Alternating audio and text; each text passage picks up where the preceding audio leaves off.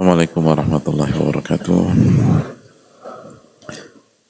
Bismillahirrahmanirrahim. Alhamdulillahi rabbil alamin. Wa bihi nasta'in ala umuri dunya wa din. Wassalatu wassalamu ala ashrafi anbiya wal mursalin.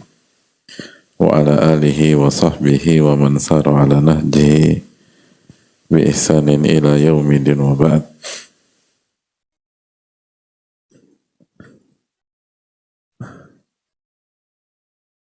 Allahumma inna nas'aluka ilman nafi'a wa na'udzubika min ilmin la yanfa'. Allahumma 'allimna ma yanfa'una wanfa'na bima 'allamtana.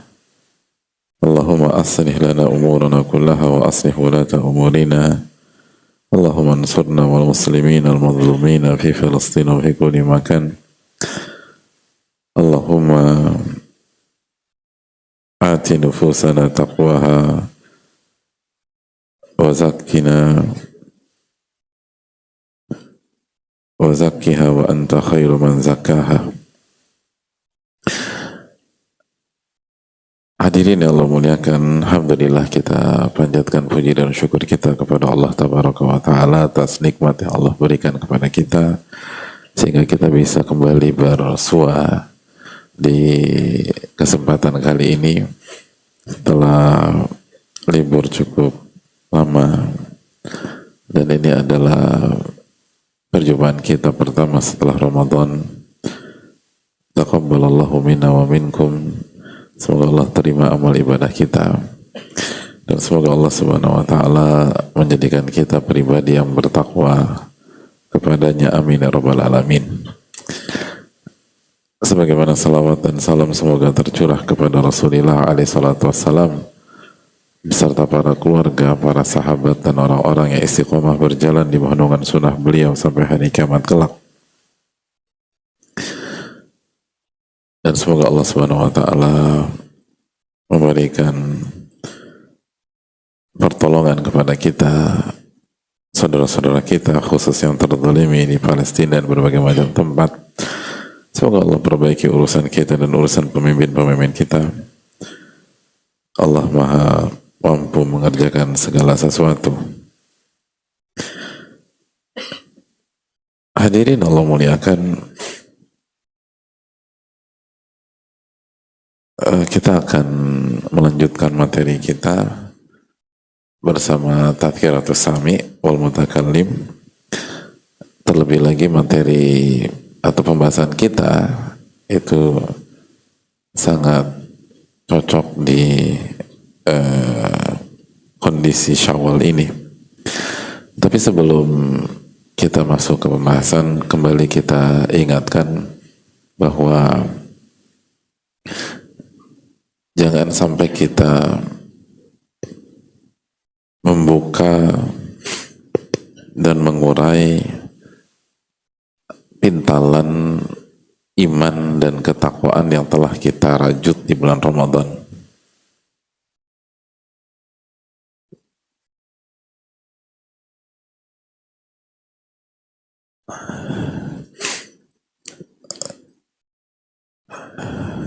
Sebagaimana firman Allah dalam surat An-Nahl ayat 92, "Wala takunu kallati naqadat ghazlaha min ba'di quwwatin ankatha."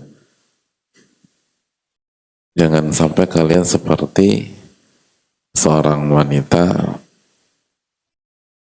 yang setelah merajut dan setelah memintal dengan kuat diurai lagi gitu. Atau kita udah ngejahit baju, begitu udah jadi dibuka lagi tuh jahitan dan menjadi cerai-berai kembali.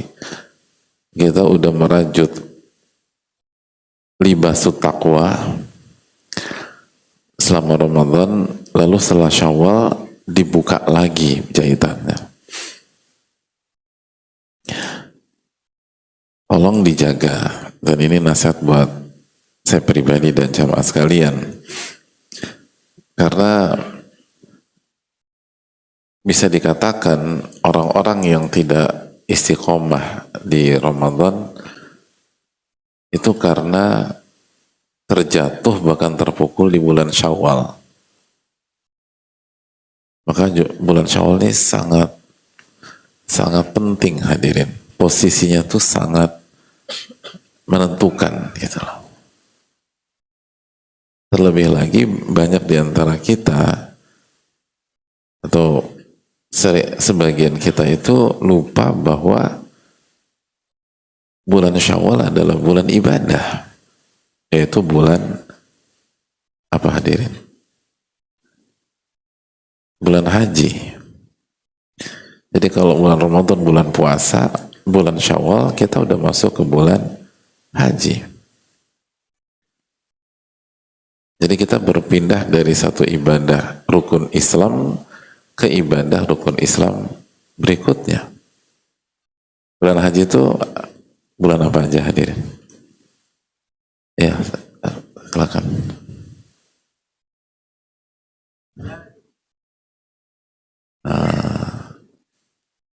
Ada yang lebih spesifik? Ya. Iya, bulan Syawal, bulan Dzulqa'dah, dan 10 hari pertama di bulan Dzulhijjah. Jazakallahu khairan.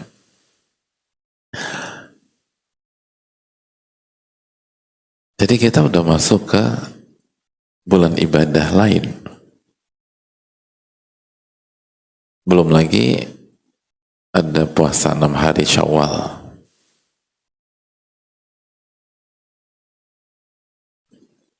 Dan Nabi SAW mengatakan barang siapa yang berpuasa Ramadan lalu thumma atba'ahu sitan min Syawal, lalu dilanjutkan 6 hari di bulan Syawal, maka dia mendapatkan pahala puasa setahun penuh. Dan sebagian ulama menjelaskan bahwa puasa setahun penuh itu pahala puasa wajib. Pahala puasa wajib. Karena kalau pahala puasa sunnah, maka tidak ada bedanya dengan puasa sunnah yang lain. Keistimewaan 6 hari di bulan Syawal itu karena 6 hari bulan Syawal hukumnya sunnah tapi dapat pahala wajib. Nah itu dapat pahala wajib. Hukumnya sunnah tapi kita dapat pahala wajib. Karena digabungkan dengan Ramadan puasa wajib. Maka hadirin sekalian yang belum puasa Syawal, baik belum sempurna maupun belum mulai gitu lah. Ataupun belum apa lagi ada?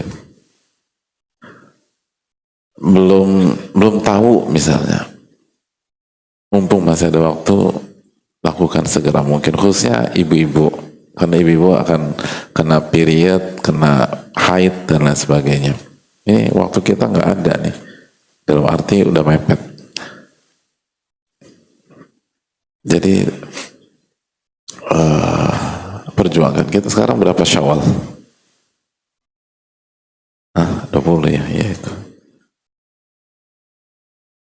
Jadi tolong ini kan masih ada 10 atau 9 hari lagi.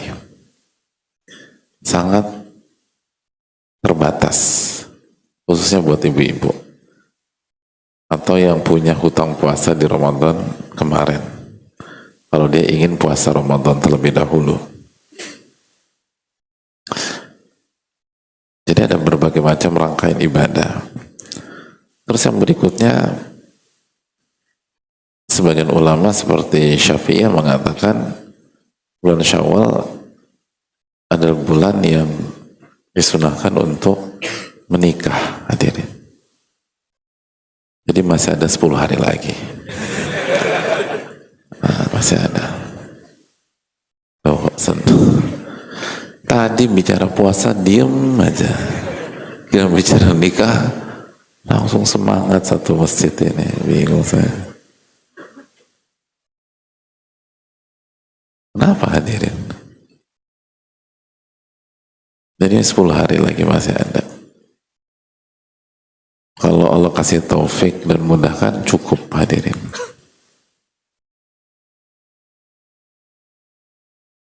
gitu loh. Jadi itu yang perlu kita camkan. Jadi tolong maksimalkan 10 hari inilah hadirin sekalian. Dan begitu masuk bulan Dzulqa'dah, kita ketemu bulan haji dan bulan haram. Jadi lepas lelahnya udah selesai, suasana lebarannya sudah segera harus dilanjutkan dengan fokus menjaga keistiqomahan.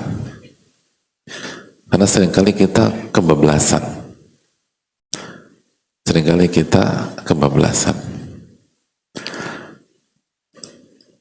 Dan akhirnya mempengaruhi iman dan ketakwaan kita. Ramadan udah capek-capek jungkir balik, akhirnya berantakan lagi. Nah, tolong ini dijaga bersama-sama hadirin sekalian.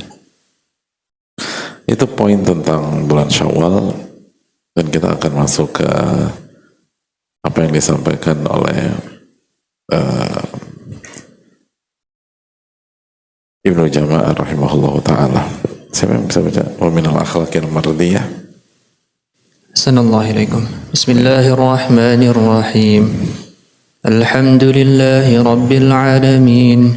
Wassalatu wassalamu ala ashrafil anbiya'i wal mursalin. Nabiyyina Muhammadin wa ala alihi wa ashabihi ajma'in. اللهم اغفر لنا ولأستاذنا ولوالديه ولمشايخه وللمسلمين أجمعين. قال الإمام بدر الدين أبو عبد الله محمد بن إبراهيم بن جماعة الكناني الشافعي رحمه الله تعالى: ومن أخلاق المرضية دوام التوبة والإخلاص واليقين والتقوى والصبر والرضا والقناعة والزهد والتوكل والتفويض وسلامة الباطن وحسن الظن والتجاوز وحسن الخلق ورؤية الإحسان وشكر النعمة والشفقة على خلق الله تعالى والحياء من الله تعالى ومن الناس.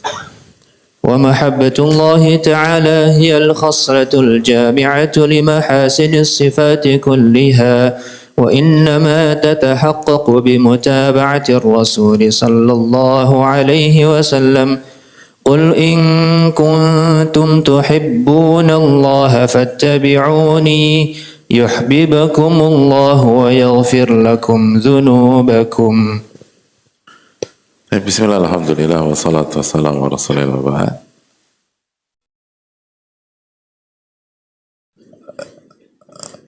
Di antara akhlak yang diridhoi oleh Allah Subhanahu wa taala yang hendaknya dimiliki oleh penuntut ilmu dan dibangun dari awal perjalanan dia dengan ilmu adalah ketakwaan.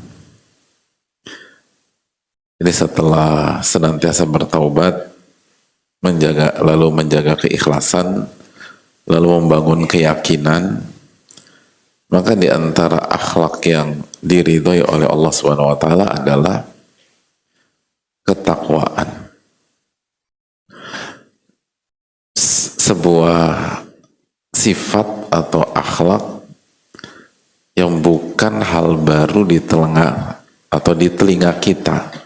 Jangankan yang udah ngaji, yang masih belum terpanggil hidayah saja, kata ini tidak asing. Dan sebagaimana yang tadi disampaikan, cocok untuk diangkat kembali setelah Ramadan. Karena tujuan besar ibadah puasa Ramadan, la'allakum tattaqun, agar kalian bertakwa. Maka materi kita sore hari ini tepat untuk diangkat di Syawal, sekaligus memulai kembali perjalanan kajian rutin kita. Jadi hadirin sekalian, yang harus dibangun dari awal kita di dunia ilmu itu adalah ketakwaan. adalah ketakwaan. Sekali lagi, yang harus dibangun dalam diri, di dalam hati kita, ketika kita datang ke kajian, ketika kita duduk di majelis, bukan hanya untuk mengetahui sesuatu, tapi untuk menjadi orang yang bertakwa. Bukan sebatas mengerti mana yang halal dan mana yang haram, tapi untuk menanamkan ketakwaan. Setiap datang ke kajian dan mendapatkan ilmu, harapan kita, ketakwaan kita saat kita pulang dari majelis ilmu itu lebih besar, lebih baik daripada sebelum kita datang. Jadi hadirin Allah muliakan, itu yang harus ditanamkan dalam sanubari penuntut ilmu di level manapun. Bahwa ini bukan tentang mengetahui sesuatu yang sebelumnya nggak tahu, tapi ini tentang bagaimana menanamkan dan membangun ketakwaan.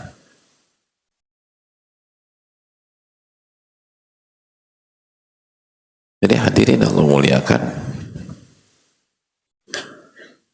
Nah, salah satu sumber atau salah satu penyebab utama terjadinya masalah, terjadinya dinamika yang negatif yang dilakukan oleh orang yang sudah belajar, sudah berhijrah, sudah ngaji, tahu banyak hal, itu hal ini hadirin.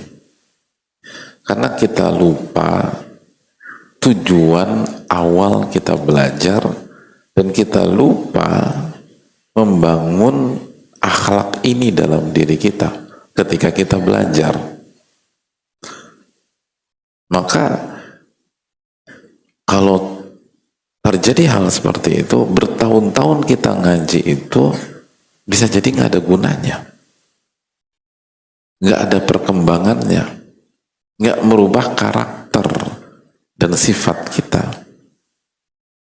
Karena memang tujuan kita hanya sekedar ngerti, hanya sekedar paham, hanya sekedar tahu.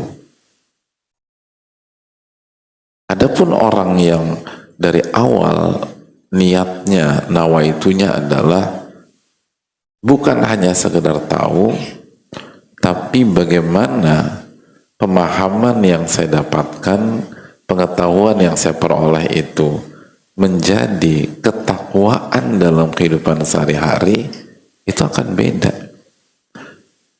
Gitu. 1 bulan ngaji itu beda. Gak usah nunggu 10 tahun. 1 tahun ngaji itu beda. 2 tahun rajin datang ke kajian tuh beda. Cara bicaranya udah beda, cara bersikapnya beda, lalu sudut pandangnya beda, cara ngebaca masalah beda, sikapnya beda. Kalau dia jadi suami, cara nyikapin istri beda gitu kan. Makanya banyak istri kasih testimoni, setelah dapat hidayah terus ngaji, suami saya tuh beda nyikapin saya. Sebaliknya begitu juga, setelah istri aku tuh ngaji lalu belajar agama, nyikapin saya tuh beda Ustaz. Dan saya berapa kali dan cukup sering mendapatkan testimoni seperti itu. Itu menunjukkan bahwa memang nawaitu awal, niat awalnya, dan itu yang dijaga terus adalah bagaimana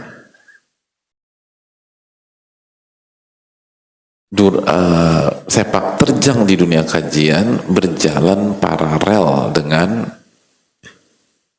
ketakwaan gitu loh. Nah ini yang jadi PR gitu loh. Makanya diwanti-wanti sama ulama, akhlak yang harus dimiliki oleh penuntut ilmu itu adalah takwa.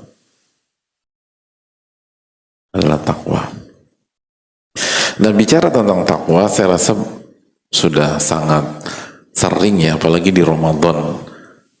Ayat yang paling sering kita dengar tuh Al-Baqarah 183 di Ramadan, hadirin. Jadi takwa itu bukan isu baru, tapi sekilas untuk mengingat kembali takwa itu apa sih, hadirin? Ada yang mau jawab takwa itu apa? Atau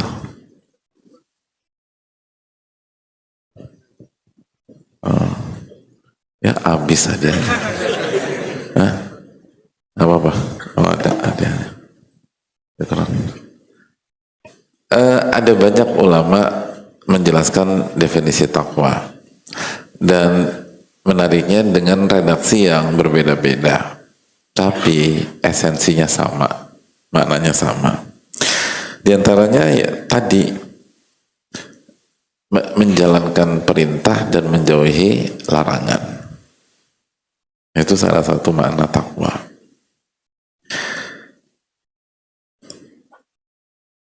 Lalu juga Ibnu Rajab menjelaskan, asal taqwa an yaj'ala al-'abdu bainahu wa baina ma yakhafuhu wa yahdhar biqayatan taqihi min dhalika wa huwa fi'lu ta'atihi wa ijtinabu ma'asihi. Dasar ketakwaan atau inti ketakwaan adalah seorang hamba menjadikan antara dia dengan yang dia takutkan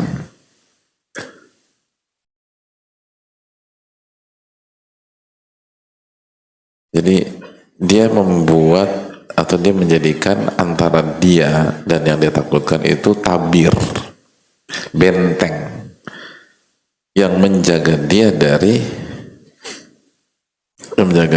hal tersebut. Jadi itu kaitannya dengan arti secara bahasa, secara etimologi. Jadi arti secara bahasa takwa itu adalah sesuatu yang kita bangun untuk memisahkan antara diri kita dan hal yang kita takutkan dan khawatirkan. Gitu loh. Itu takwa. Karena dari kata-kata waqayaki, wiqayah. Jadi kalau arti bahasanya, hadirin bangun pagar di rumah. Punya pagar nggak di rumah? Punya. Nah, fungsi bangun pagar di rumah itu apa? Untuk menjaga kita dari orang lain. Saya jaga kita dari maling gitu. Langsung simpel aja lah, gak usah pakai bahasa-bahasa yang baku. Jaga kita dari maling, rampok dan seterusnya. Akhirnya buatlah pagar gitu lah. Nah, pagar itu secara bahasa artinya dinamakan takwa gitu. Jelas gak? Ya. Gitu. Jadi kalau besok-besok bangun pagar, gue lagi baru bangun takwa nih bro, gitu. Nah, maksudnya tuh pagar, gitu, atau tembok rumah, gitu itu. Nah, kenapa? Lalu kita lanjutkan ya, kata Ibnu Rajab, wa huwa fi'lu ta'atihi wa ijtinabu ma'asih. Dan benteng itu adalah menjalankan ketaatan dan menjauhi maksiat. Nah itu. Nah kenapa mengerjakan ketaatan dan menjauhi maksiat dinamakan ketakwaan? Karena menjalankan ketaatan serta menjauhi maksiat, itulah yang menjadi pagar antara kita dengan murka Allah. Nah itu. Antara kita dengan azab Allah itu korelasi antara arti etimologi atau bahasa dengan arti terminologi gitu loh. Ngerti nggak nih hadirin? Nah itulah. Jadi kenapa menjalankan perintah, menjauhi larangan, atau mengerjakan ketaatan, menjauhi maksiat dinamakan takwa? Karena dengan kita sholat, dengan kita mengatakan tidak pada zina, dengan kita mengerjakan segala ketaatan dan menjauhi maksiat, itu sama saja membangun benteng yang memisahkan antara kita dengan azab Allah, murka Allah, dan siksa Allah Subhanahu wa ta'ala. Itu kenapa dinamakan ketakwaan. Itu poin. Dan inti ketakwaan itu ada dalam hati yang akan tercermin di anggota badan gitu. Makanya Nabi SAW pernah bersabda ketika mengatakan al-muslim akhul muslim, muslim itu saudara muslim yang lain. Beliau mengatakan dalam hadis tersebut, hadis riwayat Imam Tirmidzi, at-taqwa hahuna gitu. At-taqwa hahuna, sambil menunjukkan lokasi dari al-qalb. At-taqwa hahuna, at-taqwa hahuna, at-taqwa hahuna. Artinya apa? Takwa itu di sini. 3 kali Nabi SAW sebutkan. Takwa itu di sini, dalam hadis Muslim 3 kali. At-taqwa itu di sini, kata Nabi SAW. Itu menunjukkan bahwa inti dari ketakwaan di hati. Gitu loh. Inti dari ketakwaan di hati. Nah, ini yang seringkali salah pahami. Mas, kok nggak sholat Jumat? At-taqwa hahuna. Gitu. At-taqwa ini takwa di sini. Bukan datang ke masjid. Makanya ngaji. Kemarin dengar sekilas Pak Ustadz bilang begitu. Gitu. Itu. Gitu. Sis, kok nggak di hijabi atau nggak ditutup rambut dan auratnya? Yang penting hati yang dijilbabi. Gitu. Kan begitu. Yang penting hati. Percuma juga kita pakai hijab ganggu orang, aku tuh penting nata hati. Itu. Nah, ini sebuah ketidaktepatan dalam memahami. Kenapa? Karena ketika Nabi SAW mengatakan at-taqwa hahuna, ketakwaan itu ada di sini, kata Nabi SAW, itu bukan berarti meremehkan ibadah zohir dan mengerjakan perintah menjauhi larangan secara zohir. Kenapa? Karena kita tahu sabda Nabi SAW di kesempatan lain. Nabi SAW mengatakan, wa inna fil jasadi mudghah idza saluhat saluhal jasadu kullu wa idza fasadat fasadal jasadu kullu ala wahyal qalbu. Sesungguhnya di dalam diri seseorang atau dalam jasad seseorang ada segumpal daging. Kalau daging ini baik, itu seluruh tubuh akan baik. Kalau daging ini buruk, seluruh tubuh akan buruk. Ketahuilah segumpal daging itu adalah al-qalbu. Jadi kalau qalbu kita itu baik, maka mata baik, lisan akan baik, telinga akan baik, tangan akan baik, kaki akan baik, semua akan baik. Tapi kalau qalbu kita buruk, maka lisan akan bicara buruk, mata akan melihat hal yang buruk, telinga akan mendengar hal yang buruk, tangan dan kaki juga demikian. Itu. Dan inilah akidah Ahlussunnah wal Jamaah, at-talazum bainal batin wal zahir. Korelasi erat antara batin atau hati dan anggota badan. Nah itu. Jadi kalau hati kita baik, itu ucapan itu akan baik. Ucapan akan baik. Tangan itu akan baik. Itu hadirin. Nah itu. Jadi ketika para ulama mendidik kita untuk memiliki hati yang bersih, itu bukan meremehkan sholat, itu bukan meremehkan baca Quran. Justru sebaliknya, kalau hati kita bersih, maka sholat akan bagus. Makanya kan ulama mengatakan, senjatanya Utsman bin Affan radhiyallahu ta'ala anhu, tidak akan pernah seseorang merasa kenyang dan puas dengan Al-Quran, atau merasa kenyang dan cukup berinteraksi dengan Al-Quran selama hatinya bersih. Nah itu, selama hatinya bersih. Jadi hati yang baik itu akan membuat tangan bertakwa, kaki bertakwa, lisan bertakwa, mata bertakwa, telinga bertakwa, dan seterusnya. Sebaliknya, lisan yang manis belum tentu menunjukkan hati yang bertakwa. Nah itu.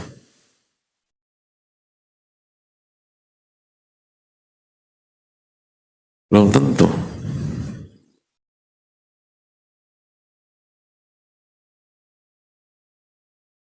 Jadi belum tentu. Fisik yang mengagumkan belum tentu menunjukkan hati yang bertakwa. Belum tentu, hadirin.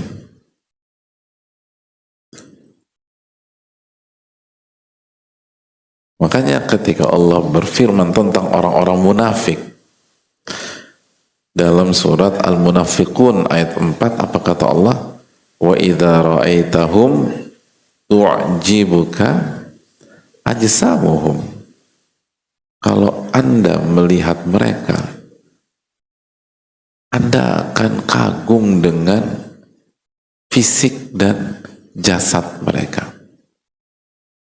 Wa iyaqulu tasma' liqaulihim. Dan kalau mereka udah bicara, engkau akan dengar ucapan mereka. Kenapa? Jago ngomong, hadirin. Indah kalau bicara, manis kalau bicara. Itu. Ka'annahum khusyubum musannada.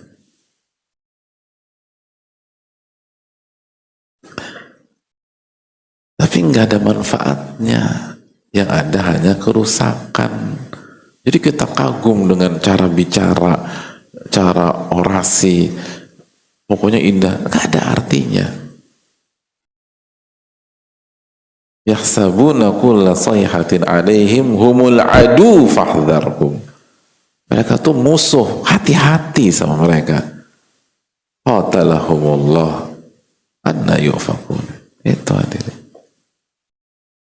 Jadi kalau hati bersih, hati bertakwa, lisan akan bertakwa. Tapi enggak selamanya, atau enggak sebaliknya, enggak harus demikian. Kalau kita ketemu orang pun bahasanya bagus, indah, belum tentu dia bertakwa.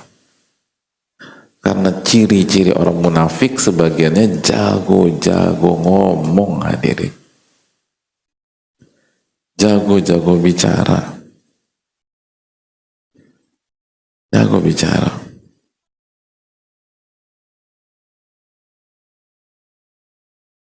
Makanya Ibnu Katsir rahimahullah ketika menjelaskan ayat ini, beliau katakan Allah sedang memperingatkan Rasulullah SAW dan kita tentang orang-orang munafik. Kenapa? Karena mereka memperlihatkan keislaman secara zahir, secara kasat mata. Fa'amma fi batinil amr falaysu kadzalik bal 'ala dhiddi min dzalik. Tapi secara batin, secara jiwa, secara hati beda. Gak seindah ucapan mereka, gak seindah gestur mereka, gak seindah penampilan mereka, gak seindah appearance mereka. Tapi kalau penampilan ini kayaknya soleh banget gitu, meyakinkan. Kalau ngomong tuh makanya kagum gitu. Tapi ternyata kenyataannya nggak demikian. Kenyataannya tidak demikian. Bahkan kata Ibnu Katsir, bal ala diddi min dzalik, bahkan sikapnya, kesehariannya itu berlawanan 180 derajat dari ucapannya itu. Antitesanya. Itu. Jadi hadirin Allah muliakan. Jadi, nah ini, makanya inti dari ketakwaan itu di hati. Kalau hati baik, semua baik hadirin. Kalau sebaliknya, belum tentu.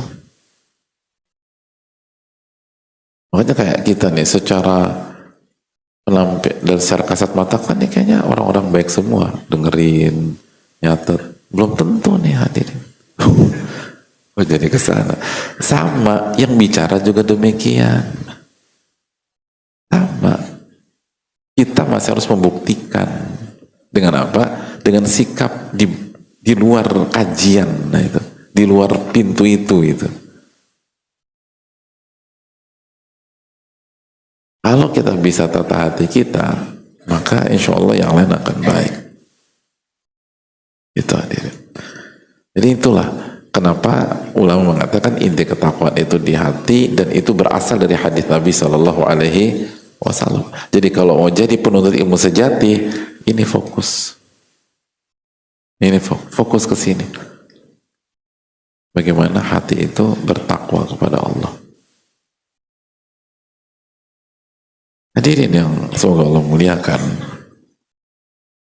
Mari kita simak keterangan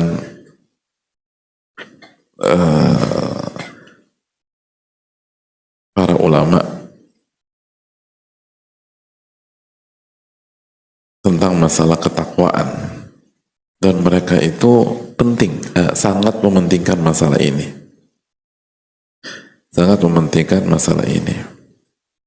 dan para ulama itu senang kalau diingatkan untuk bertakwa. Contoh, hadirin Allah muliakan, Al-Imam Abu Hanifah rahimahullah ta'ala suatu ketika berhadapan dengan seseorang. Lalu orang itu mengatakan, ittaqillah. Gitu loh. Artinya, bertakwalah kepada Allah. Wih.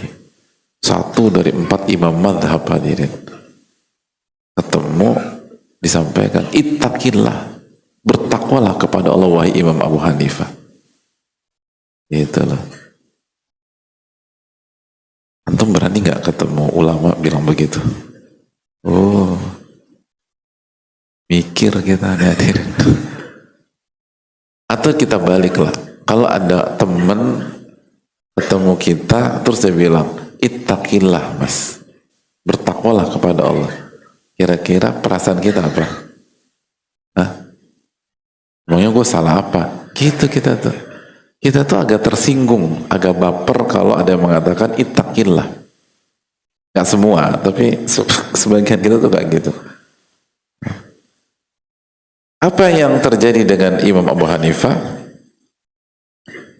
Fantafadha wasfarra wa atraqa wa qal jazakallahu khairan. Itu beliau langsung bereaksi, hati itu bergetar, ekspresi itu berubah, lalu beliau mengatakan jazakallahu khairan, gitu. Jazakallahu khairan. Ma'ahwajan nas kulla waqtin ila man yaqul lahum mithla hadha. Manusia itu butuh untuk diingatkan seperti ini di setiap waktunya. Itu. Manusia itu butuh diingatkan. Ittaqillah. Bertakwalah kepada Allah. Itu hadirin. Jadi orang tuh butuh disampaikan demikian.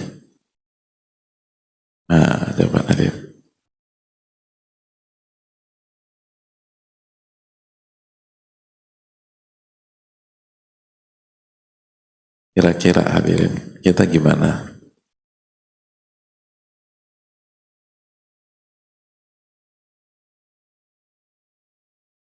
Misalnya kita hari ini bawa pulang uang ke rumah 50 juta. 2 hari kemudian bawa pulang ke rumah mobil baru. Lalu istri kita bukannya seneng banget, mikir, terus bilang ke kita, ittaqillah mas. Gimana para suami perasaannya? Hah? Kenapa sih kamu suudzon terus sama saya? Gitu. Kenapa buruk sangka terus sama saya? Ini tuh halal. Kan saya nggak suudzon, saya cuma bilang bertakwalah kepada Allah. Jadi itu kita tuh sensitif kalau ada orang mengatakan bertakwalah kepada Allah. Sedangkan ulama dulu seneng karena diingatkan. Karena diingatkan. Dan ulama mengatakan kita butuh ada orang yang mengingatkan kita demikian.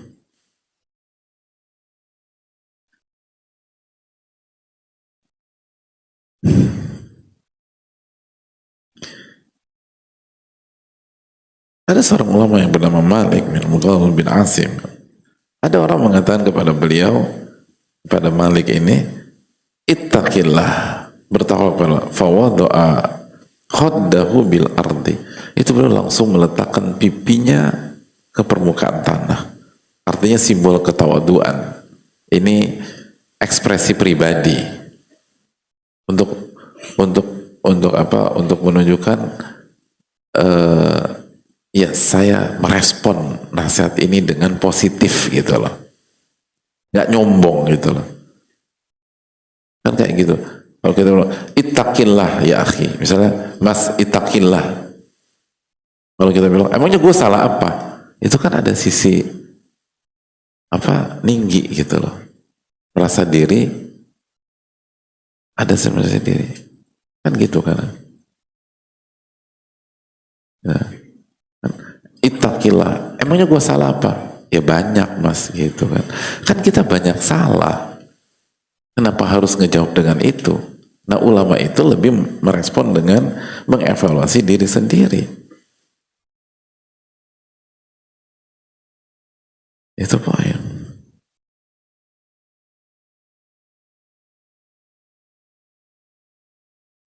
Jadi ini ada perbedaan. Jadi penting. Makanya takwa bukan hal baru bagi kita, tapi saling mengingatkan tentang pentingnya ketakwaan selalu menjadi menu yang disukai para ulama. Sebagaimana kata Imam Abu Hanifah tadi, kita butuh orang-orang yang senantiasa mengingatkan kita untuk bertakwa kepada Allah, membangun benteng antara kita dengan azab Allah SWT, untuk senantiasa taat dan senantiasa menjauhi larangan-larangan Allah. Kenapa? Karena gak mudah. Gak mudah. Hadirin yang Allah muliakan, Imam Ibnul Jauzi pernah menyampaikan hal menarik, dan ini sangat penting untuk kita renungkan. Kata beliau, i'lam anna zamana la yathbut ala hal. Ketahuilah bahwa waktu dan kondisi itu tidak pernah konstan dalam kehidupan kita. Gak pernah konstan. Gak pernah stabil. Gak pernah berada dalam satu kondisi dari kita kecil sampai kita meninggal. Hidup itu bukan demikian, kata beliau. Hidup itu tidak pernah hanya dengan satu warna. Nah, itu. Hidup itu tidak pernah hanya dalam satu kondisi. Termasuk orang yang dari awal sampai akhir hayatnya kaya. Mungkin dia kaya, tapi bukan berarti dia selalu gembira. Termasuk orang yang dari lahir sampai meninggal miskin. Mungkin dia miskin, tapi nggak selamanya dia menderita. Kama qala ta'ala, lalu Ibnu Jauzi membawakan ayat, wa tilkal ayyamu nudawiluha bainan nas. Dan hari-hari itu kami putar di tengah-tengah manusia. Kami putar di tengah-tengah manusia. Ayat ini berkaitan dengan kejadian apa? Perang Uhud. Jazakallahu khairan. Makasih. Jadi ayat ini turun konteksnya setelah gagal menang di perang Uhud. Gagal menang di perang Uhud. Itu loh. Dan 70 sahabat syahid, wafat, jadi syuhada.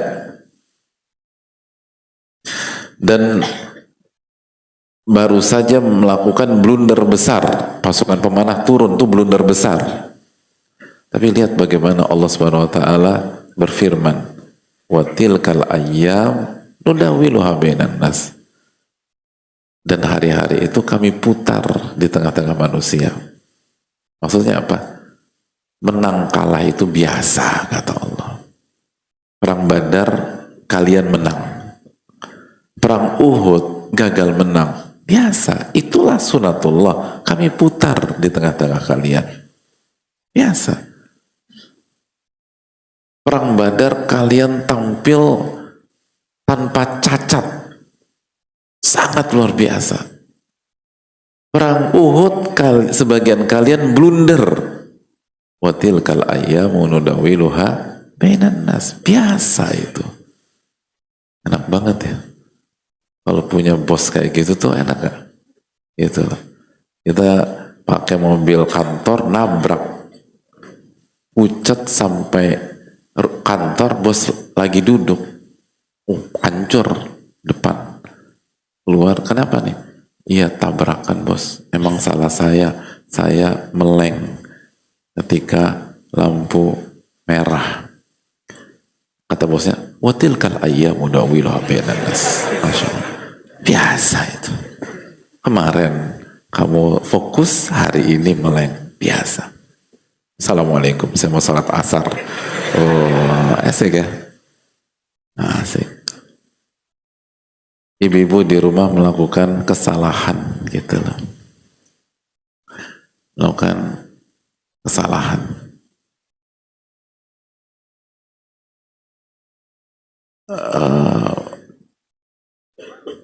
Handphone suami hancur padahal masih nyicil. Masya Allah. Begitu bilang sama suami, kata suami, utilkal ayyamu nudawiluha bainan nas. Biasa istriku. Kadang kita salah, kadang kamu salah. Biasa. Gimana? Punya suami kayak gitu gimana ibu-ibu? Hah? Diem ibu-ibu. Masya Allah. Masya Allah. Jadi luar biasa. Makanya ya, watilkal ayyamu nudawiluha bainan nas. Itu menunjukkan bahwa kita itu tidak akan hidup hanya dalam satu kondisi. Udah adzan ya? Oke, kita selesaikan ba'da sholat maghrib. Dan bagi yang puasa sunnah Syawal, semoga puasanya diterima oleh Allah Subhanahu wa taala. Atau yang mengqadha soal puasa juga semoga Allah terima. Subhanallah la ilaha illa anta astaghfiruka wa atubu ilaik. Assalamualaikum warahmatullahi wabarakatuh. Assalamualaikum warahmatullahi wabarakatuh. Bismillahirrahmanirrahim. Alhamdulillah wassalatu wassalamu ala Rasulillah wa ala alihi wa sahbihi wa wala wa ba'd. Allahumma inna nas'aluka ilman nafi'a wa na'udzubika min ilmin la yanfa'. Hadirin Allah muliakan, kita akan lanjutkan.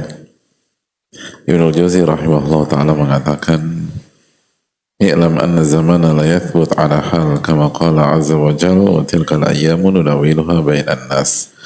Ketahuilah bahwa kehidupan itu tidak tetap dalam satu kondisi saja. kehidupan itu tidak stabil. Kehidupan itu tidak satu warna. Sebagaimana firman Allah dalam surat Ali Imran ayat 140, wa tilkal ayyamu nudawiluha bainan nas. Dan hari-hari itu kami putar di tengah-tengah manusia. Lalu beliau melanjutkan rahimahullah ta'ala, fataratan faqr wa taratan faqara wa taratan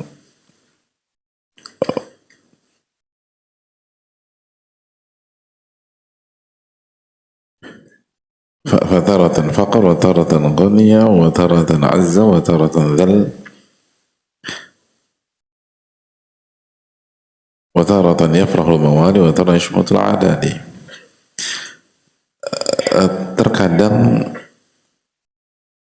seseorang berada dalam kondisi fakir dan dalam sebagian waktu ia dalam kondisi kaya dan cukup. Terkadang ia dalam kondisi mulia, sebagaimana di waktu yang lain ia terkadang hina. Dalam kondisi lain terkadang para sahabat-sahabat dekatnya bergembira, dan dalam kesempatan lain musuh-musuhnya bersuka cita karena mencemooh kegagalannya. Jadi itulah kehidupan, kata Ibnu Jauzi rahimahullah ta'ala. Ada waktunya kita nggak punya uang, ada waktunya kita kaya, atau ada waktunya kita cukup, ada waktunya kita dimuliakan, kita ada di atas, ada waktunya seseorang itu jatuh lalu merasa terhina, diremehkan oleh orang, underestimate dan lain sebagainya. Ada waktunya kita berhasil, lalu orang-orang yang mencintai kita senang, bersyukur, bahagia terhadap kesuksesan kita. Ada waktunya juga kita gagal, dan yang bersuka cita bukan sahabat kita, yang bersuka cita bukan keluarga kita, tapi yang bersuka cita adalah musuh-musuh kita, haters kita, dan seterusnya. Itu kehidupan, kata Ibnu Jauzi. Dan pasti demikian, tinggal bobotnya, kadarnya, orang berbeda-beda. Nah, karena kehidupan ini nggak nentu, nggak jelas, maka beliau mengatakan bahwa fasayyidu man lazama aslan wahidan kulla hal wa huwa taqwallahi azza wa jal. Orang yang mulia adalah orang yang senantiasa berpegang pada satu prinsip yang stabil di setiap keadaan, yaitu bertakwa kepada Allah. Itu lihat angle-nya tuh menarik. Jadi ini yang stabil, ini prinsip ini konstan, ini baku. Yang lain nggak ada yang baku, yang lain nggak ada yang konstan, yang lain nggak ada yang stabil, yang lain nggak ada jaminan. Kalau kita hidup dengan mengandalkan kekayaan, kita akan hancur ketika kita jatuh miskin. Kalau kita hidup dengan mengandalkan harga diri, kemuliaan pribadi, kita akan terpukul, terpuruk ketika kita dihina dan dijatuhkan. Ketika kita mengandalkan atau hidup dengan mengandalkan prestasi-prestasi, pencapaian-pencapaian, achievement kita, maka begitu kita gagal, hancur mental kita. Oh, saya bisa gagal. Orang kalau sudah terbiasa juara, itu terpukul kalau gagal. Kayaknya hancur gitu. Beda sama Nabi SAW. Kita tahu Nabi punya onta, itu selalu menang. Kalau lomba selalu menang. Suatu ketika kalah ontanya. Pada bingung para sahabat, kok bisa kalah onta Nabi SAW? Lalu ditanyakan ke Nabi SAW. Nabi SAW biasa hidup itu. Sesuatu yang menang pasti kalah habis itu. Untuk hadirin, seluruh para juara pasti tumbang. Pasti selesai. lalu rekor mereka dipecahkan oleh pihak lain. Hidup tuh demikian. Gak ada yang stabil, gak ada yang konstan. Wa ma ba'dal kamali illa nuqsanu. Tidaklah setelah kesempurnaan kecuali kekurangan. Dalam arti tidaklah setelah klimaks kecuali berikutnya adalah anti klimaks. Hidup itu demikian. Kalau grafik kita menanjak naik, maka Anda harus siap keesokan hari Anda akan turun. Selalu demikian. Dan kalau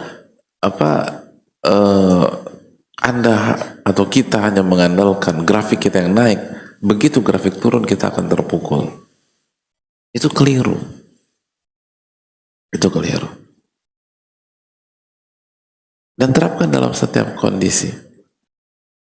Kita kajian. Kalau kita andalkan jumlah jamaah misalnya, begitu jamaah datang sedikit kita terpukul.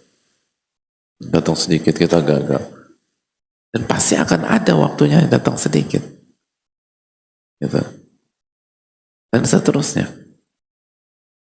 Akan ada nanti suksesor-suksesor atau generasi berikutnya yang lebih cerdas, lebih jenius, lebih pintar. Itu kalau kita pintar. Kalau kita nggak pintar ya udah dari awal demikian. Tapi kalau kita cerdas pintar, nanti akan ada yang lebih pintar dari kita. Kalau retorik kita enak atau bagus penyampaian, akan ada nanti yang lebih enak daripada kita. Hidup itu demikian. Kalau kita andalkan itu, hancur kita begitu ada pendatang baru yang tampil atau anak-anak muda yang tampil atau orang-orang baru yang berkiprah. Dan dalam bisnis juga demikian, akan ada nama-nama baru dalam semua bidang. Semua bidang. Dalam dunia keluarga.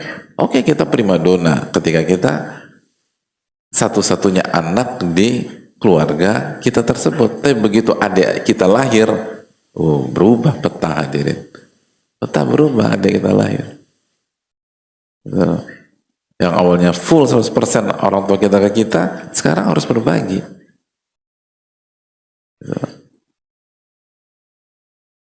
Yang dulu anak emas itu anak pertama, sekarang harus berbagi. Mungkin anak pertama masih spesial, tapi ya udah ada anak kedua.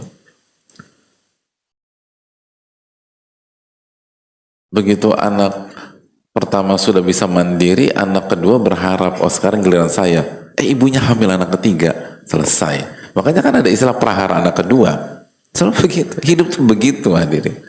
Jadi kalau kita mengandalkan kasih sayang orang tua kita semata, selesai. Kita akan jealous, hasad sama kakak kita lah, adik kita lah, dan seterusnya. Dan demikian. Semua demikian, hubungan orang tua dan anak demikian, suami istri demikian. Gak bisa. Orang berubah nanti. Orang tuh berubah. Dan bukan orang, dunia itu berubah. Dunia itu gak stabil dalam satu kondisi. Nah ini yang dimengerti oleh penuntut ilmu. Maka penuntut ilmu tidak mengandalkan sesuatu melebihi ketakwaan kepada Allah. Penuntut ilmu mengandalkan kekuatan hafalan, ada waktunya lupa nanti dia. Waktu lagi segar segala macam, hafalan gampang. Usia berikutnya menurun. Bukankah itu terjadi di sebagian kibar para ulama?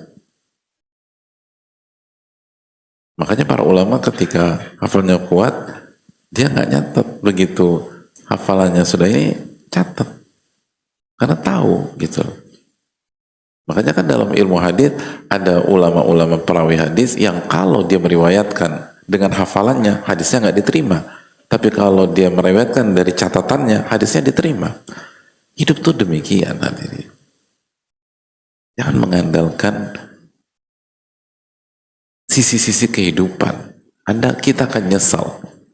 Makanya as-sayyid, orang yang mulia, orang yang muwafaq, dia nggak mengandalkan itu. Dia nggak mengandalkan kekayaannya, walaupun dia kaya. Dia nggak mengandalkan kemiskinannya, walaupun dia miskin. Nggak ada orang mengandalkan kemiskinannya. Tapi intinya dia nggak terfokus ke sana. Dia mengandalkan sebuah prinsip yang baku, yang konstan, yang stabil apapun yang terjadi. Dan prinsip itu adalah ketakwaan. Itu poin. Itu poin. Itu poin. Kalau enggak. Kalau enggak, yang membuat kita babak belur dalam hidup, kecewa, hancur, terus sakit hati, aku masih nggak terima, karena kita mengandalkan mereka. Hati kita tersandera mereka. Hati kita terpaut kepada mereka. Itu poin. Tapi kalau kita terpaut kepada Allah dan fokus kita bagaimana berpegang dengan tali Allah, berpegang dengan ketakwaan, apapun yang terjadi, fokus saya, apa perintah Allah saya kerjakan, apa larangan Allah saya jauhi, apapun kondisi itu, maka itu yang akan stabil.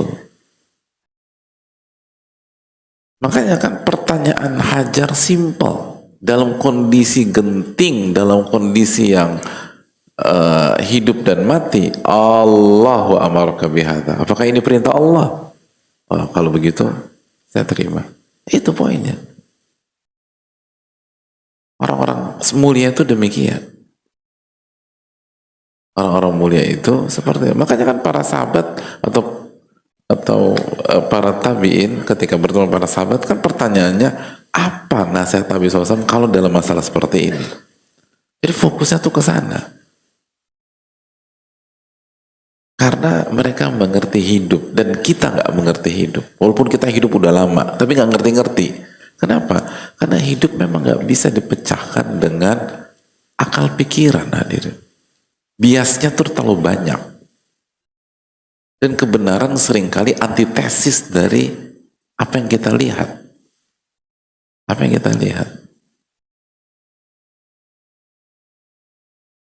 Yang kita lihat. Yang kita lihat, mayoritas kita melihat, kalau ngelihat harta itu artinya kenikmatan. Tapi Allah berfirman, innam amwalukum wa auladukum fitnah. Sesungguhnya harta kalian dan anak kalian ujian. Ini kalau nggak pakai wahyu, berapa banyak orang yang terkecoh? Berapa banyak orang yang terkecoh? Makanya harus kembali ke basic. Kita lanjutkan. Lalu Ibnu Jauzi rahimahullah mengatakan, fa innahu in istaghna zanathu wa in iftaqara fatahat lahu abwaba as-sabr wa in ufiya tammatin ni'matu alahu wa in ubtiliya jamalatu. Beliau mengatakan bahwa takwa itu kalau dia dalam kondisi sebagai orang kaya, takwa itu akan membuat ia tampil indah, tampil cantik. Tapi bukan dia tampil cantik, tampil elegan, tampil berkelas, bukan karena kekayaannya. Ada banyak orang kaya itu nyebelin, hadirin. Dalam banget ngangguknya. Sering dikecewakan orang kaya ya. Yang membuat orang kaya itu tampil elegan dengan sejati, itu bukan kekayaan, tapi itu ketakwaan. Beda. Hadirin ketemu orang berkelas hanya mengandalkan harta, kesuksesan duniawi, dengan orang yang kaya tapi bertakwa, itu kesannya tuh beda. Karena yang membuat dia indah, kata para ulama, itu ketakwaan, bukan harta.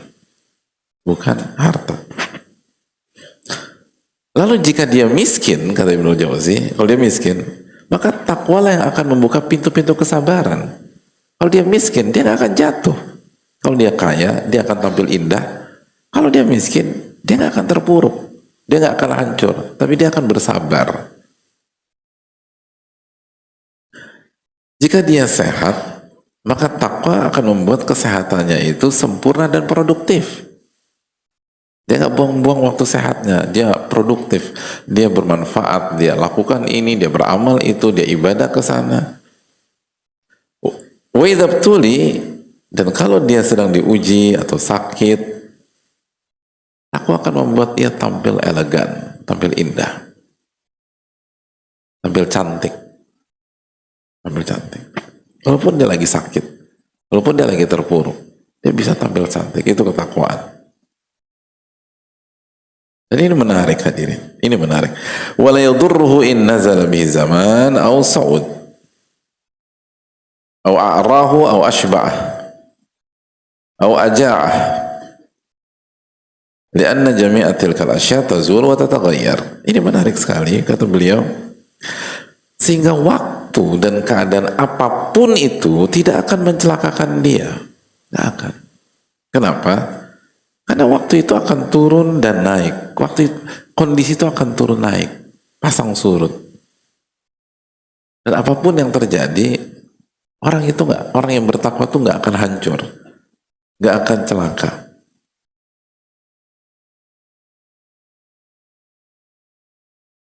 Dalam kondisi apapun, dalam kondisi dia punya pakaian atau dia nggak punya pakaian, dalam kondisi dia kenyang atau dia lapar.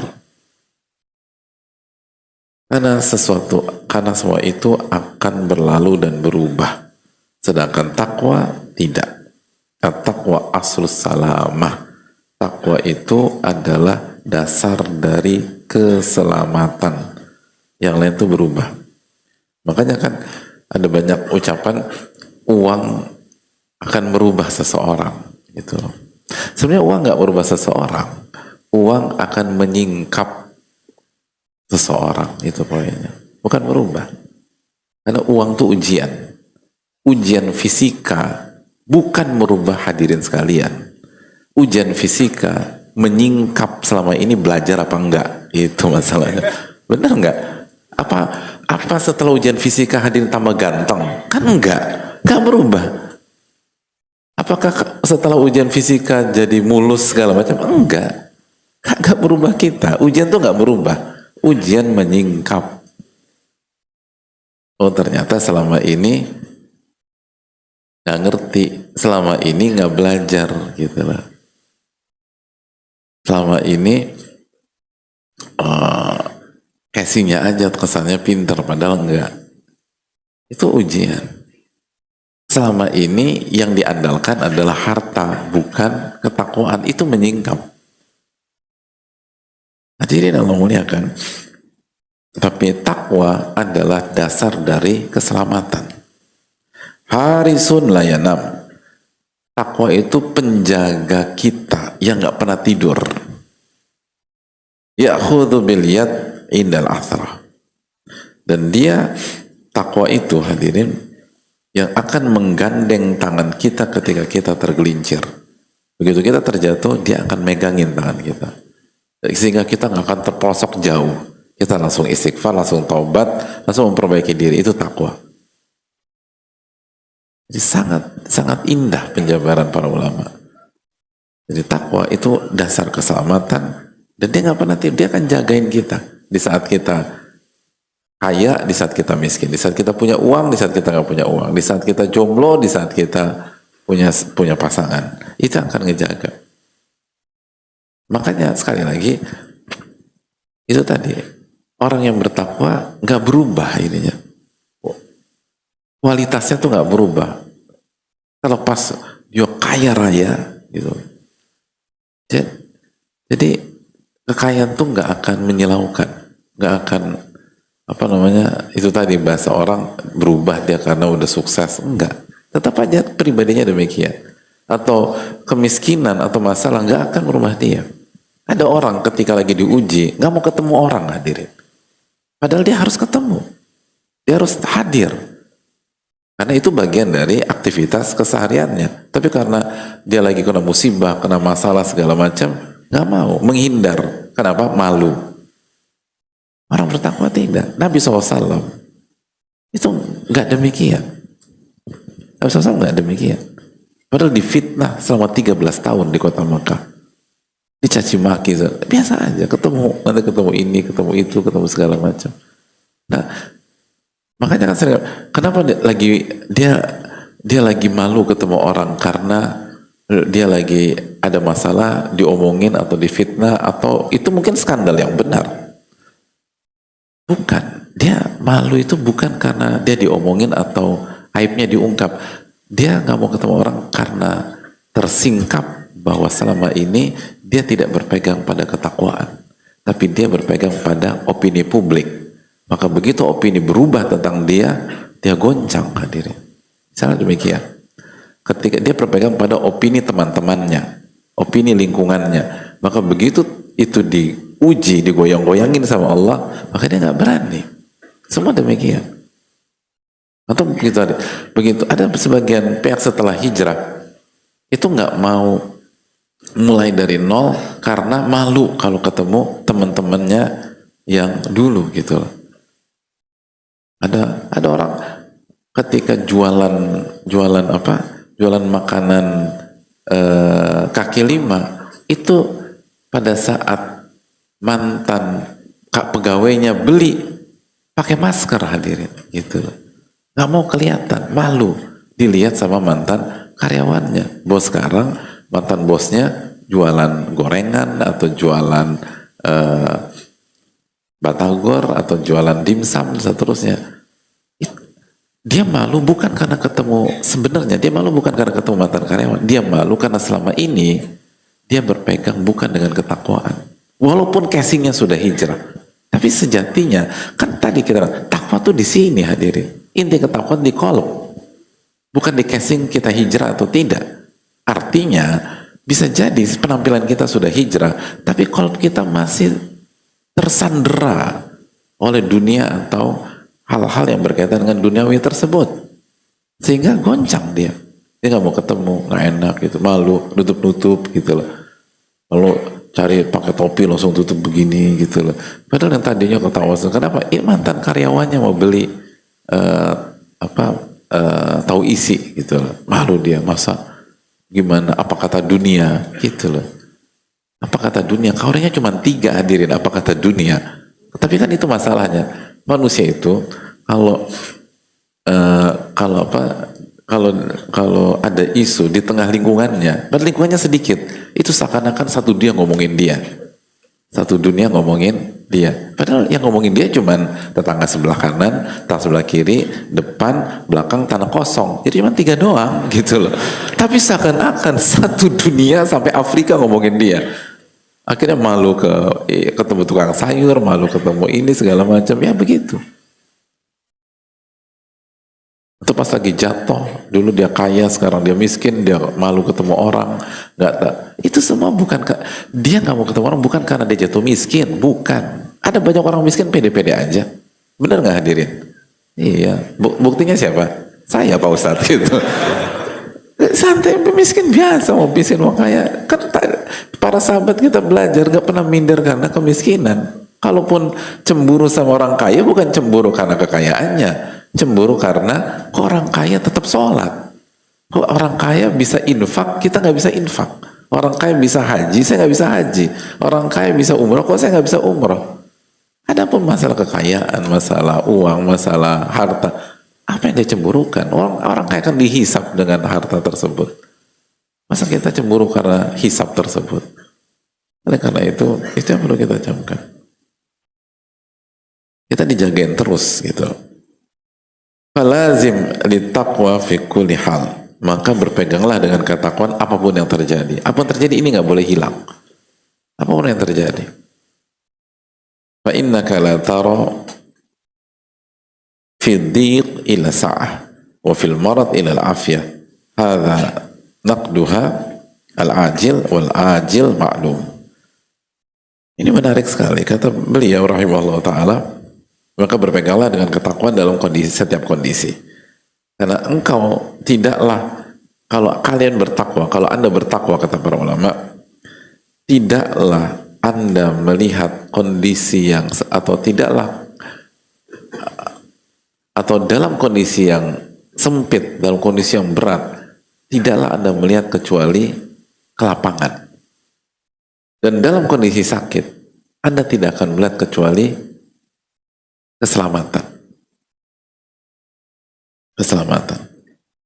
Gitu loh. Jadi ketika kita lagi sakit atau apa, tapi yang dilihat oleh kita afiat, sehat wal afiat. Afiat artinya keselamatan. Walaupun dokter vonis ini parah banget penyakitnya, tapi kita nggak lihat itu, walaupun kita penderitanya. Yang divonis dokter itu kita, atau yang divonis dokter itu orang yang bertakwa, tapi bagi dianya, dia tuh hidup, jalani hidup tuh tenang aja. Sebagaimana juga ketika dalam kondisi berat, sulit, itu ya yang bertakwa jalan hidup tuh lempeng-lempeng aja. Makanya seringkali kan kita itu hadirin sekalian suka ngesianin orang, padahal kita lebih pantas dikesianin. Iya benar. Kita itu salah satu bentuk judging di masyarakat. Kita ngeliat tuh kesian banget ya dia begini ya. Dulu kan dia kaya, sekarang kondisinya memprihatinkan. Kesiannya dia. Padahal yang kita kesianin bahagia dengan harta halalnya. Dan kita yang ekonominya lebih bagus, tapi banyak harta kita nggak jelas. Itu yang pantas dikasihanin. Pantas dikasihanin. Adapun orang yang nggak punya kecuali sedikit, tapi hartanya jelas clear 100% halal, dia bisa jamin dan nikmat dia. Dia bisa ibadah, dia bisa berzikir. Itu tadi. Kita tuh sering kasihanin orang, iba terhadap orang karena tolak ukur dunia, padahal yang lebih pantas dikasihanin diri kita sendiri. Makanya orang bertakwa nggak perlu dikasihani. Nabi SAW tuh nggak pernah kasihani Sumayyah atau Ammar atau Yasir, tapi Nabi SAW mengatakan sabrun ala Yasir fa inna mau'idakumul jannah. Sabar keluarga Yasir, janji Allah kepada kalian surga. Itu Nabi SAW. Buat kesian banget ya, aduh aku nggak tega, aku ini, dia kan nggak punya duit. Enggak gitu. Sabar, surga nanti buat anda, karena mereka ngerti hidup. Hadirin, orang bertakwa itu seberat apapun beban hidupnya, yang dia rasakan adalah kelapangan. Karena Allah berfirman dalam surat At-Talaq ayat 2 dan 3, "Wa man yattaqillah yaj'al lahu makhraja wa yarzuqhu min haitsu la yahtasib." Barang siapa yang bertakwa kepada Allah, Allah akan berikan jalan keluar dan rezeki dari arah yang tidak ia duga-duga. Itu poin. Itu poin. Makanya orang-orang mulia itu tadi dikesianin orang, padahal mereka nggak butuh dikesianin, nggak butuh.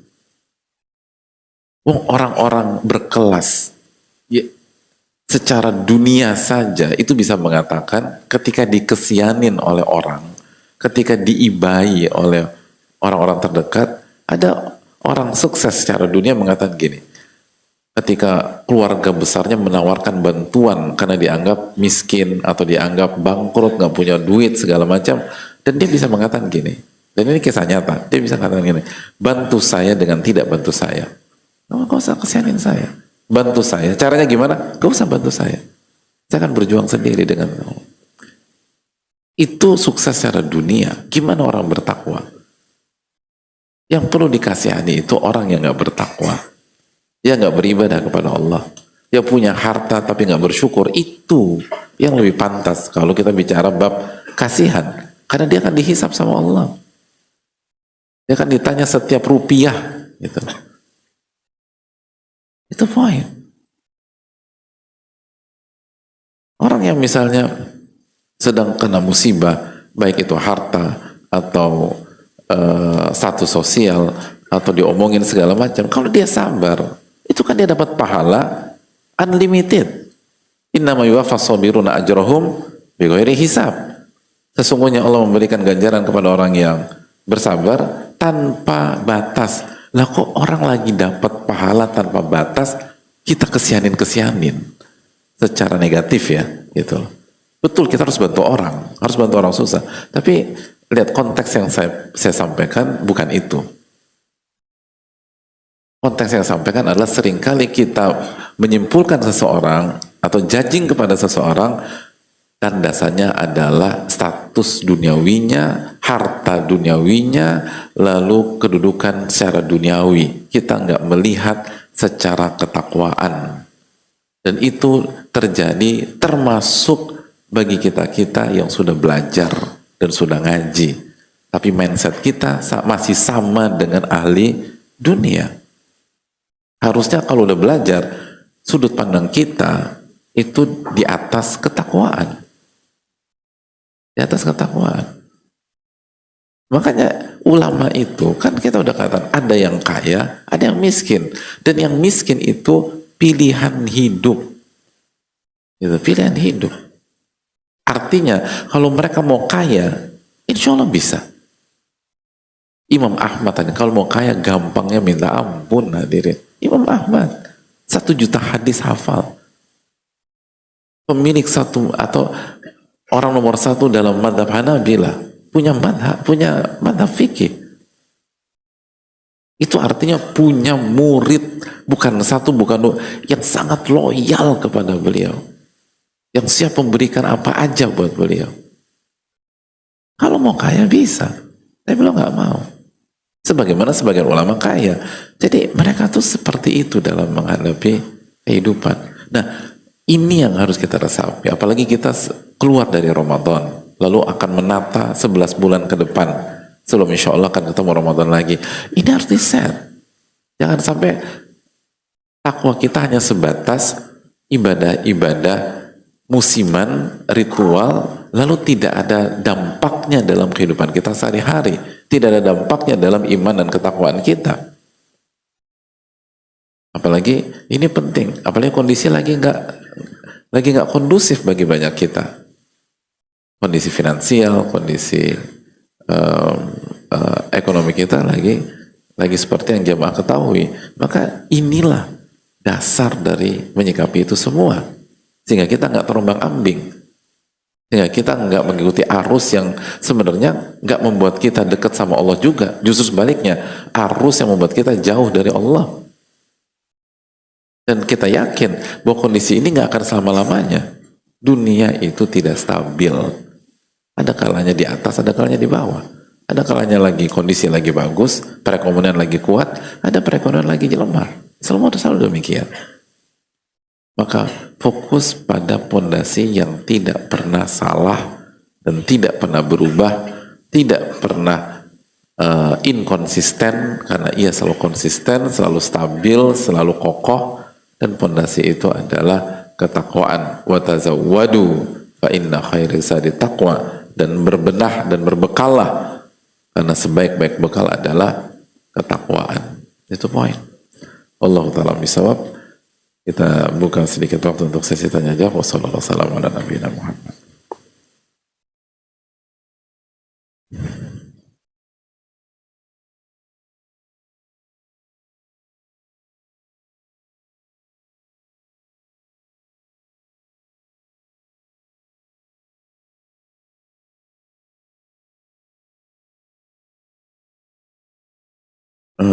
Assalamualaikum warahmatullahi wabarakatuh. Pak Ustadz, semoga Pak Ustadz selalu dalam lindungan dan rahmat Allah. Amin ya rabbal alamin wa iyyak. Mau bertanya, suami saya itu sering mendengarkan kajian ataupun mengajak saya datang kajian. Alhamdulillah.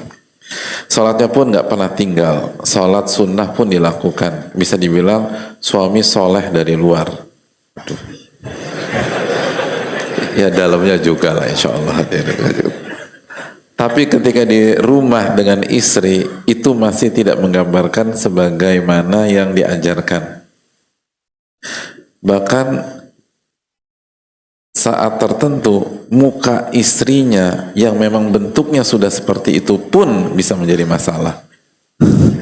Terus mukanya bisa, yang memang bentuknya sudah seperti itu pun, itu bisa menjadi masalah gitu ya. Seperti istrinya ini hanya harus mengikuti saja, nggak bisa mengeluarkan pendapatnya. Saya sebagai istri harus bagaimana ya Pak Ustadz? Karena sepertinya saya tidak mendapatkan sakinah dalam rumah tangga saya.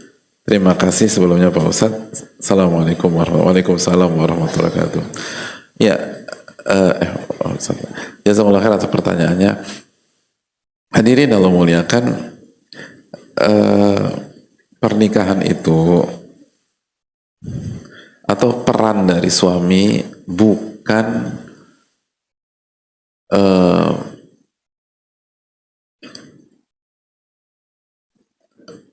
bukan penentu sakinah atau tidaknya kita. Peran suami atau peran istri adalah support system untuk melahirkan sakinah dalam rumah tangga. sakinah itu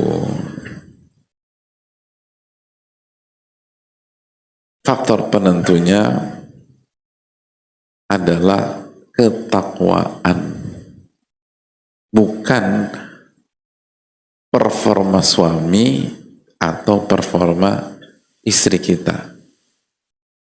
Artinya spouse kita ya, bukan penentunya itu bukan performa pasangan, itu poinnya, tapi ketakwaan dan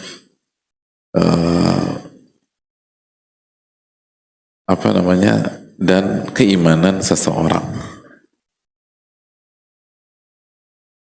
Keimanan seseorang. Ini yang penting. Jadi ada banyak suami menyalahkan istrinya 100% ketika dia tidak soleh.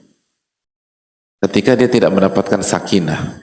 Sebaliknya, ada banyak istri menyalahkan suaminya atau performa suaminya ketika dia tidak mendapatkan sakinah.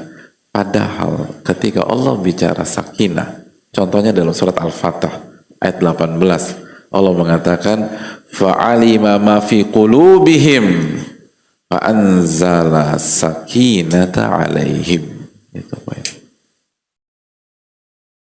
Allah mengatakan maka Allah mengetahui isi hati mereka, maka Allah berikan sakinah ke dalam diri mereka. Itu poin. Jadi sakinah itu berkaitan dengan apa isi hati kita, bukan bagaimana performa pasangan kita, bukan. Itu poin. Ini firman Allah. Fa'alima ma fi qulubihim fa'anzala sakinata alaihim. Dan itu proven, itu bukti. Bukankah Asia mendapatkan sakinah walaupun suaminya seperti itu? Dan bukan juga kita nyari suami seperti suami Asia, padahal ada yang soleh. Enggak. Karena Asia juga berdoa, wa najjini min fir'auna wa amalihi wa najjini minal qawmidz zalimin. Ya Allah, selamatkan saya dari Fir'aun suami saya dan perbuatan-perbuatannya, dan selamatkan saya dari orang-orang zalim. Jadi Asia juga minta diselamatkan. Tapi hidup itu ada kalanya kita nggak bisa berkutik, hadirin. Dan kita harus jalani dengan apa? Dengan ketakwaan. Bukan komplain sana, komplain sini, lalu andai saja, nggak bisa demikian. Ada waktunya di mana kita bisa balik, atau ada waktunya kita bisa melakukan perubahan pada saat, ada waktunya nggak bisa. Kita ini terlalu lemah, kan sama kayak perjalanan. Ada waktunya kalau hadirin ngantuk itu melipir lalu tidur. Kenapa? Karena pas pada saat itu ada rest area. Tapi ada momen sengantuk apapun Anda harus jalan terus. Kenapa? Nggak ada rest area. Oh, melipir nggak bisa, apalagi mudik. Itu jalanan merayap dan seluruh jalur dipakai. Anda mau ngantuk apa? Anda harus jalan terus. Nggak ada tempat buat melipir. Sampai Anda ketemu rest area 10 kilo lagi, 20 kilo lagi, 40 kilo lagi. Itu hidup, hadirin. Ada kalanya kita nggak bisa. Apalagi misalnya dalam kondisi istri ya, misalnya. Anda harus jalan. Nah, dalam kondisi seperti itu, Anda nggak bisa ke rest area, dan Anda harus terus berjalan, harus terus injak pedal gas, mainkan kopling dan gas dan seterusnya. Disitulah pertarungan itu terjadi. Seperti rumah tangga, ketika kita nggak bisa ngapa-ngapain dan seterusnya, mainkan ketakwaan dan bersihkan hati kita. Maka Allah akan turunkan sakinah ke dalam diri kita. Berat, setuju berat. Makanya kan karena ini berat, kan dari awal Allah dan Rasulnya wanti-wanti kita, pilih yang soleh, pilih yang soleha. Tapi kan hidup nggak begitu juga. Ada banyak di antara kita dapat hidayah setelah menikah. Ada banyak di antara kita udah dapat hidayah tapi belum mengerti secara utuh, lalu ingin cepat-cepat nikah. Kita nggak menyalahkan, tapi ya hidup demikian. Pertanyaan, yang sudah hijrah, yang sudah ngaji, ketika nikah, apakah semuanya matang semua? Sudah khatam kitab nikah dan ngerti filosofinya, ngerti maknanya segala macam sehingga itu berpengaruh dalam memilih pasangan? Kan nggak semua demikian. Padahal itu menentukan ketepatan dalam memilih pasangan. Dan ketika sudah nikah kejadian deh. Terus gimana? Ya jalanin. Dan ketika cerai, Anda tanggung jawab, itu anak orang. Wastahlaltum furujahunna bi kalimatillah, kata Nabi SAW. Anda halalkan kehormatannya dengan kalimat Allah. Anda jalanin dengan takwa. Kan, atau kalau dalam sisi perempuan, kan itu laki-laki pilihan Anda. Padahal waktu nikah dulu, sebagian keluarganya nggak setuju. Ini wanita ini bergerilya, meyakinkan A, meyakinkan B, seterusnya. Itu pilihan Anda. Lalu begitu ini ada masalah, langsung cuci tangan, nggak bisa. Hadapi dulu. Hadapi dengan apa? Ketakwaan. Memang berat. Terus kalau apalagi perempuan ya, kalau suami sudah nggak punya performa yang bagus, itu sulitnya minta ampun. Tapi sekali lagi ini udah terjadi. Kayak dalam fikih itu ada pembicaraan sebelum kejadian dan setelah kejadian. Seringkali pembicaraan sebelum kejadian dan setelah kejadian itu beda. Makanya Ibnu Abbas pernah ditanya, apakah pembunuh bisa bertaubat? Kata Ibnu Abbas, bisa. Artinya kalau bertobat diterima enggak? Kata Ibnu Abbas, diterima tobatnya. Ada yang nanya lagi, persis pertanyaan, apakah pembunuh kalau tobat diterima? Kata Ibnu Abbas, enggak. Orang pada bingung, ini inkonsisten. Ditanya kepada Ibnu Abbas radhiyallahu anhu, kenapa engkau mengatakan demikian? Kan pertanyaan sama, kok jawabannya beda? Kata Ibnu Abbas, kasus yang pertama, saya ngerti ini dua orang. Kasus yang pertama, dia khilaf pada saat dulu membunuh orang. Dia mau taubat-taubatan nasuha. Ditanya ke saya, jawabannya bisa. Yang kedua, dia rencana mau bunuh orang. Dan dia mau ragu-ragu, gue bunuh nggak ya? Gue sikat nggak ya? Tanya dulu ulama. Pak Ustadz, kalau pembunuh taubatnya diterima nggak? Diterima. Allah Ghafurur Rahim, Allah Arhamur Rahimin. Ya besok disikat tuh orang. Itu beda gitu loh. Makanya fikih itu penting, butuh ketajaman. Bedakan antara orang yang mau menikah lalu nanya ke kita, minta masukannya, dengan orang yang sudah dalam pernikahan lalu tanya kepada kita tentang pernikahannya. Itu seringkali jawaban beda. Kalau sudah dalam pernikahan, perjuangkan dulu semaksimal mungkin dan jangan salah kaprah. Sebagai contoh ini, sekali lagi, suami adalah support system yang sangat kuat untuk sakinah istri. Begitu juga istri adalah support system yang sangat kuat untuk sakinah suami. Tapi itu bukan faktor utama yang menentukan. Faktor utama menentukan adalah apa yang ada dalam hati kita. Nah, peran pasangan itu mensupport apa yang ada di dalam hati kita. Nah, ketika tidak ada support, tidak ada dukungan, bukan berarti ini hilang. Cuman ini jauh lebih berat, itu poinnya. Dan tadi kita bilang, apakah kita ganti aja Pak Ustadz? Nggak setiap waktu opsi itu terbuka. Nggak untuk setiap orang opsi itu terbuka. Seperti tadi analogi tadi. Nggak setiap saat kita bisa melipir untuk tidur ketika kita ngantuk di tengah jalan. Atau kita capek tengah jalan. Karena bisa jadi nggak ada opsi itu. Jadi perjuangkan bertakwa kepada Allah. Dan yakinlah kalau kita bertakwa, Allah akan berikan solusi dan jalan keluar. Semoga Allah memberikan taufik kepada kita. Dan jangan lupa evaluasi diri. Bisa jadi suami kita seperti itu karena kitanya, bukan karena muka kita ya, karena ini pembahasannya masalah muka. Enggak, tapi perangai, sikap dan sebagainya. Muka nggak usah diubah-ubah gitu loh. Dan sekali lagi loh hadirin, mayoritas apalagi nikah udah bertahun-tahun itu muka nggak enak ya, wajah itu kan semakin bukan peran utama gitu loh. Ya nggak sih? Apalagi di usia-usia pernikahan panjang gitu. Emang kalau antum marah besar terus istri antum cantik, antum nggak jadi marah? Enggak, marah-marah aja gitu loh. Wajah itu penting, tapi Yang menentukan tuh apalagi di usia-usia pernikahan panjang, itu bukan wajah, itu ketakwaan, keimanan, nurut, taat, dan seterusnya. Gitu. Istri antum, setiap antum jawab dibantah gitu loh. Gini loh, antum manggil istri apa? Hah? Manggil istri mas? Astagfirullah wa tubu ilaih. Antum manggil pasangan antum mas?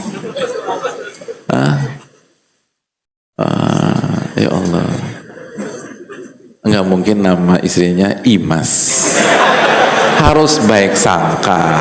Ini kita nih sudah terpengaruh ini loh, dikit-dikit suudzon.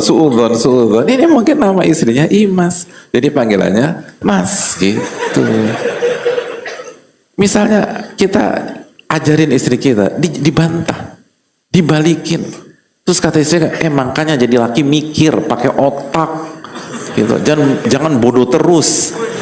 Hadirin. Terus ada nggak suami yang tetap tenang, sakinah? Mas, kenapa, bro? Kenapa tetap sakinah? Karena istri saya cantik. Gak ada orang bilang. Walaupun istrinya wanita tercantik di Indonesia, kalau udah begitu, mabuk kita. Sekali lagi. Tapi ya gitu, orang kan banyak orang nggak pernah nikah, jadi kayaknya terlalu fokus pada itu. Itu penting, saya nggak mengatakan. Kan cari wanita yang menyenangkan apabila dilihat, tapi bukan itu faktor utamanya. Faktor utama wanita adalah diturutnya, di ketakwaannya. Apalagi kalau kita mau main jangka panjang, kecantikan, ketampanan akan menurun. Khususnya kecantikan. Maka kalau kita terlalu fokus ke sana dan memberikan itu lebih dari porsinya, saya nggak mengatakan kecantikan nggak penting, tapi seringkali kita melebihi porsi dari kecantikan tersebut, kita akan nyesal karena untuk jangka panjang kecantikan itu akan cepat menurun. Maka sekali lagi fokus pada sifat nurut, ketakwaan, baru setelah itu kecantikan yang bisa meredam kita untuk bermaksiat kepada Allah Subhanahu wa taala. Ini yang bisa disampaikan, semoga Allah memberikan taufik. Subhanakallahumma la ilaha illa anta astaghfiruka wa atubu ilaik. Assalamualaikum warahmatullahi wabarakatuh. Syukur. Makasih.